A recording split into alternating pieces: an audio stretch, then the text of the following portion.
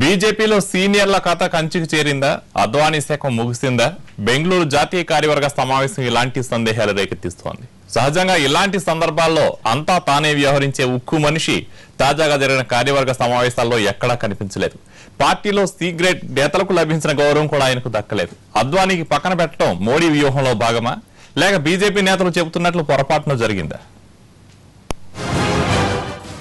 పార్టీలో అత్యంత సీనియర్ నేత, జాతీయ కార్యవర్గ సభ్యుడు అయ్యుండి కూడా బెంగళూరులో జరిగిన సమావేశాల్లో అద్వానీ మాట్లాడకపోవడంతో బహుశా ఆయన అలిగారేమోనని అంతా అనుకున్నారు. అయితే నిజానికి జరిగింది వేరు. సమావేశాల ముగింపు సందర్భంగా మాట్లాడవలసిన నేతల జాబితాలో అద్వానీ పేరు లేదు. అద్వానీ ప్రసంగించటం లేదన్న విషయాన్ని తెలుసుకున్న మోదీ, అమిత్ షా ఆయన దగ్గరకు వెళ్లి పలుమార్లు కోరినట్లు సమాచారం. అయినా గానీ అద్వానీ మాట్లాడేందుకు నిరాకరించినట్లు తెలుస్తోంది. అయితే మాట్లాడకూడదని నిర్ణయం తీసుకున్నది అద్వానీయేనని, ఆయన మా సీనియర్ నేత కాబట్టి మాట్లాడాలా వద్దా అన్నది ఆయన ఇష్టంపైనే ఆధారపడి ఉంటుందంటూ వివరణ ఇచ్చారు అరుణ్ జైట్లీ. అనర్గళంగా ప్రసంగించడంలో దిట్టైన అద్వానీ ఒక్కోసారి తన అసంతృప్తిని మౌనంగా కూడా వ్యక్తపరుస్తూ ఉంటారని ఆయన గురించి తెలిసిన వాళ్లు చెప్పే మాట. బీజేపీ అధికారంలోకి వచ్చిన తర్వాత కొత్త జాతీయ కార్యవర్గ సమావేశం కావటం ఇదే తొలిసారి. అలాంటి మీటింగ్లోనే అద్వానీకి మాట్లాడే అవకాశం లేకపోవడం నిజంగా దురదృష్టకరమే. మోడీ పేరు ఎప్పుడైతే తెరపైకి వచ్చిందో అప్పటి నుంచే అద్వానీ, మురళీ మనోహర్ జోషి లాంటి సీనియర్ నేతల్ని పక్కన పెట్టింది పార్టీ. అమిత్ షా పార్టీ అధ్యక్షుడయ్యాక మోడీ, అద్వానీల మధ్య దూరం మరింత పెరిగింది. అయితే దీనిని బయట పెట్టకుండా ఉండేందుకు అద్వానీ, వాజ్పేయి, మురళీ మనోహర్ జోషిలకు పార్టీ మార్గదర్శకులుగా కొత్త పోస్టులు క్రియేట్ చేశారు మోడీ, అమిత్ షా ద్వయం. అది పేరుకే గానీ దానివల్ల పెద్దగా ఉపయోగం లేదన్నది అందరికీ తెలిసిన విషయమే.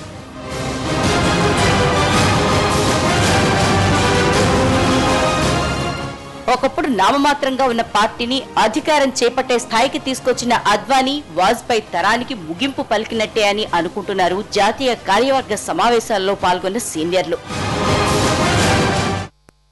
బీజేపీ ఇక నిలదొక్కుకోవడం కష్టం అనుకున్న తరుణంలో రథయాత్రతో దేశమంతా కలియ తిరిగి పార్టీకి కొత్త ఉత్సాహాన్ని అందించిన వ్యక్తి అద్వానీ.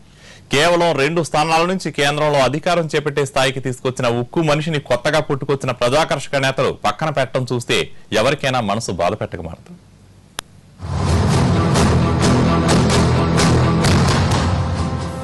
బీజేపీ పేరు వింటేనే గుర్తుకొచ్చేది అద్వానీ. 87 ఏళ్ల ఈ అలుపెరగని పోరాట యోధుడు ఇప్పుడు తన ఉనికిని చాటుకోవాల్సి రావడం దురదృష్టకరం. పార్టీలో అతివాదంతోనే తనదైన ముద్ర వేసుకున్నారు అద్వానీ. ఆయన లేకపోతే పార్టీయే లేదన్న పరిస్థితి కూడా నెలకొన్న రోజులు లేకపోలేదు. పరిస్థితులు అంతంత మాత్రంగానే ఉన్నప్పుడు కూడా పార్టీనే అంటుపెట్టుకుని నిజమైన కార్యకర్తగా పనిచేసిన అద్వానీ ప్రస్తుత పరిస్థితికి గత హయాంకు ఎంతో తేడా. అతివాదంతోనే పార్టీలో కొత్త ఊపును తెచ్చుకునే ఈ లోహ పురుష్ ప్రస్తుత పరిస్థితి మాత్రం దారుణం. ఓ దశలో పార్టీ అధ్యక్ష పదవి, number 1 position, deputy prime minister, కేంద్ర హోంమంత్రి, ఇలా ఎన్నో పదవులు అలంకరించిన అద్వానీకి ఇప్పుడున్న అద్వానీకి ఎంత తేడా.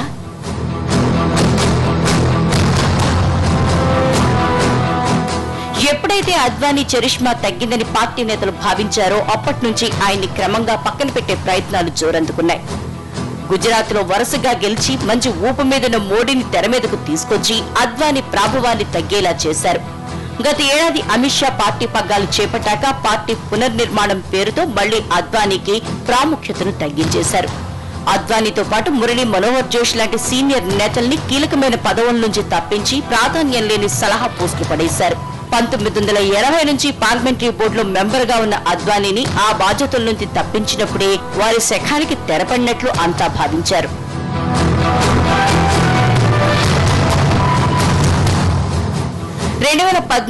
ఎన్నికలకు ముందే మోడీని ఎన్నికల ప్రచార కమిటీకి చైర్మన్ గా ప్రకటించినప్పుడే అద్వానీ బహిరంగంగా తన అసంతృప్తి వెళ్లగక్కి పార్టీలోని అన్ని పదవులకు రాజీనామా చేశారు. తర్వాత గోవాలో జరిగిన పార్టీ సమావేశానికి కూడా హాజరు కాలేదు. ఆ తర్వాత మళ్లీ రాజీపడి మోడీకి తన ఆశీర్వాదాన్ని అందజేశారు. అన్ని విషయాల మీద అనర్గళంగా మాట్లాడే అద్వానీ తన అభిప్రాయాల్ని కుండబద్దలు కొట్టినట్లు చెబుతారు.